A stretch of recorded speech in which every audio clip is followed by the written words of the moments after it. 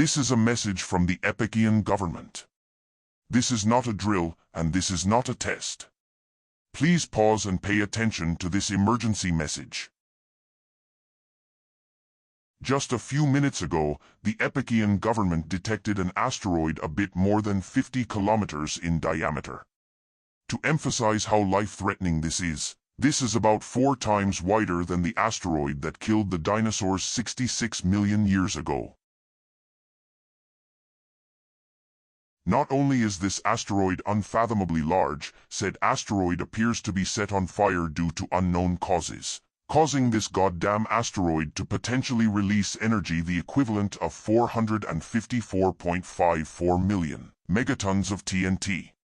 And yes, we mean million.